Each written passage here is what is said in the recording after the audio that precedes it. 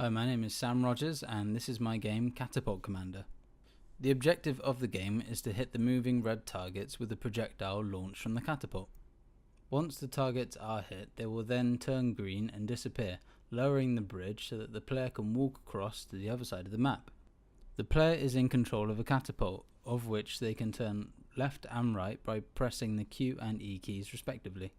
They can then hold down space to fill up the power bar, which is then released at the desired amount to launch the projectile at that specific distance. The targets are some distance away from the player, so a number of attempts will be necessary in order for the player to get a feel for the ballistic trajectory of the projectile.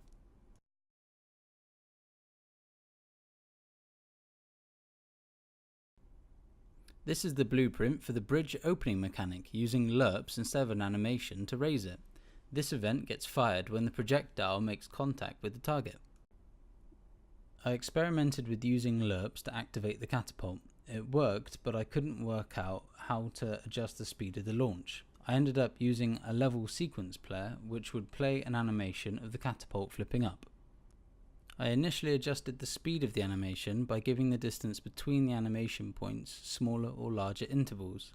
I then referenced a float value which would tell the sequence player what play speed to run at, either 60% or 120%. I wanted the minimum to be 60% because anything lower than that and the player would have no chance to hit anything at all. The maximum was capped at 120% because the projectile would fly too far and too high to hit anything there either.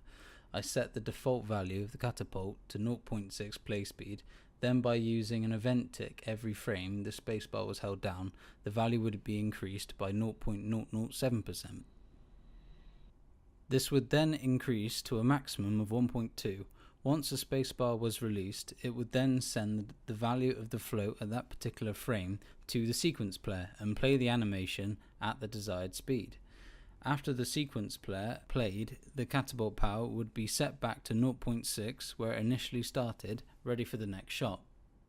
I believe this way of holding down the spacebar is a lot more intuitive to play, as it still only requires one button, but adds much greater level of control than just simply pressing the spacebar.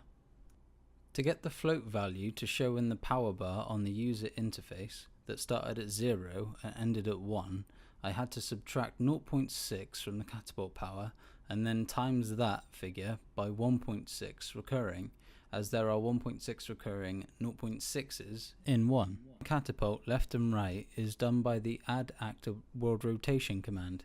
Using the Q and E keys meant the player doesn't have to move their hand if they already have it positioned over the W, A, S, D keys. This meant a quicker transition between walking around and aiming the catapult. To maneuver all of the components of the launcher as one unit, I made an actor called the launcher holder. It had the catapult sequence, and the projectile spawn location as its children. The whole thing could be rotated as one, either by -1 degree to turn left or +1 degree to turn right. This gave the player a fine degree of accuracy while still maintaining the ability to change targets relatively quickly. If I were to do it again, I would have set up a lerp so that there was a smoother transition between the degrees, but it's moving such a small amount I don't think it would have made a huge difference to how the game looks or plays. I started off with just a button push that activated both of the bridges at the same time. I got this basic functionality down first so that I knew I could change the input to something else and the bridge still work. The next step was to incorporate an element of gameplay that I already knew worked, using a projectile to trigger a box collision. Instead of simply activating a button to lower a bridge, the player must use their skill to aim and launch the projectile at the right time in order to hit the target.